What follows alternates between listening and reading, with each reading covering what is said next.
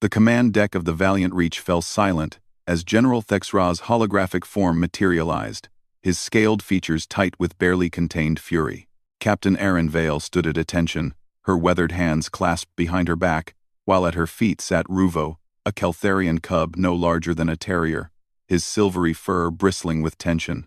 "Captain Vale," the general's voice rumbled like distant thunder, "you will surrender the Keltharian juvenile to my custody immediately."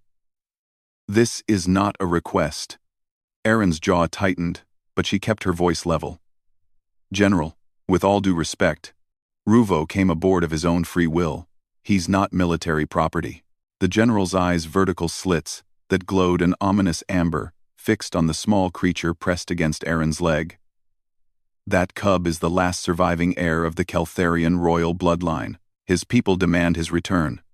The treaty requires it."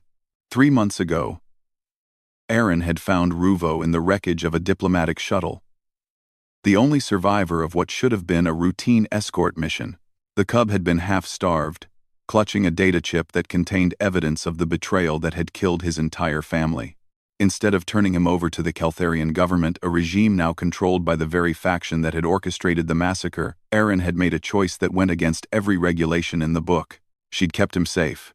"The treaty," Erin said carefully, "also states that refugees fleeing persecution have the right to asylum.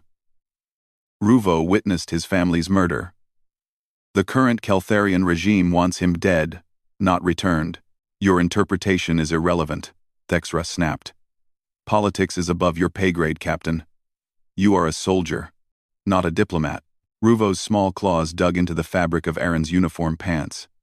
She could feel him trembling, though whether from fear or rage, she couldn't tell.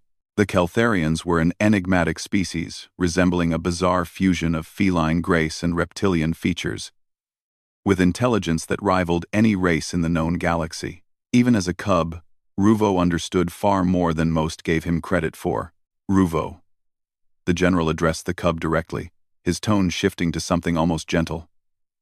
"You must understand. Your people need you. The crown requires an heir.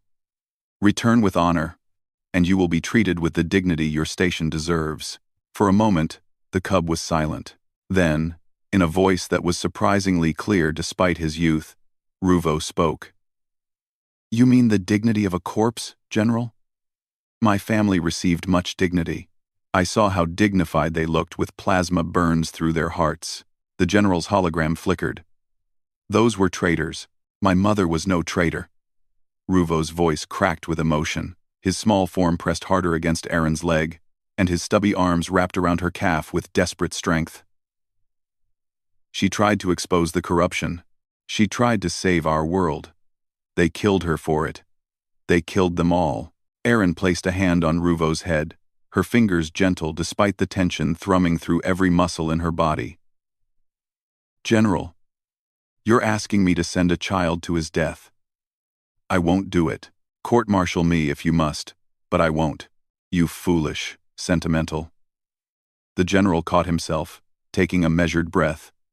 "Captain, I have 3 warships en route to your position. You cannot win this. Be reasonable." "Reasonable?" Erin's laugh was bitter. "I've spent 20 years following orders, General. I've done reasonable. I've followed protocols that got good people killed because some bureaucrat decided their lives were acceptable losses. Not this time." The general's expression hardened. "You would start a war over one cub? I would prevent one," Erin countered. "That data chip Ruvo carries? It contains proof that the current Keltharian regime has been selling classified human military intelligence to the Vrex Collective. They're not our allies, General. They're traitors positioning themselves for an invasion, and they need Ruvo dead before anyone realizes what he knows." For the first time, uncertainty flickered across Thexra's features. "You have proof? Download the file yourself. Authorization code Vale 77 Theta. It's all there." The silence stretched for nearly a minute as the general reviewed the data. Erin could see his expression shift from skepticism to shock, then to cold, calculated fury. When he finally spoke again, his voice carried a weight that made even Erin's seasoned nerves tense. "This changes things," he said quietly. If this intelligence is accurate, and preliminary analysis suggests it is, we're looking at systematic betrayal at the highest levels of the Keltharian government. It's accurate, Ruvo said softly. My mother died making sure it would reach someone who cared about truth more than politics. His large eyes, swirling pools of violet and gold, turned up to Arin. She told me to find a human. She said humans are stubborn and stupid enough to do the right thing even when it's inconvenient. Despite everything, Arin smiled. Your mother was a wise woman, Ruvo. The general's hologram shifted, and for the first time, something resembling respect entered his gaze as he looked at the human captain. Captain Vale, you are hereby reassigned to protective detail. Keep the cubs safe and alive. I'm sending you 2 corvettes as escort and upgrading your ship's defensive systems. And Vale, sir, when this is over, we're going to have a very long conversation about your insubordination. Looking forward to it, sir. The hologram flickered out, leaving Arin and Ruvo alone on the quiet command deck. The cub looked up at her, his expression unreadable. You knew he'd listen, Ruvo said. You knew the data would matter. I hoped, Arin corrected, kneeling down to meet his eyes at level. But I would have protected you either way. That's what family does. Ruvo's arms tightened around her leg once more, not from fear this time, but from something deeper. My mother said humans don't abandon their pack. She was right.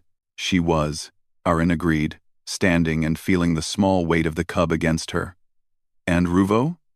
Your post is wherever you choose it to be, but if you choose to stay with me, know this. I don't give up on my people. The cub's response was simple, fierce, and absolute. I remain with my human. Outside the viewport, stars stretched endlessly into the void. Whatever battles lay ahead, they would face them together.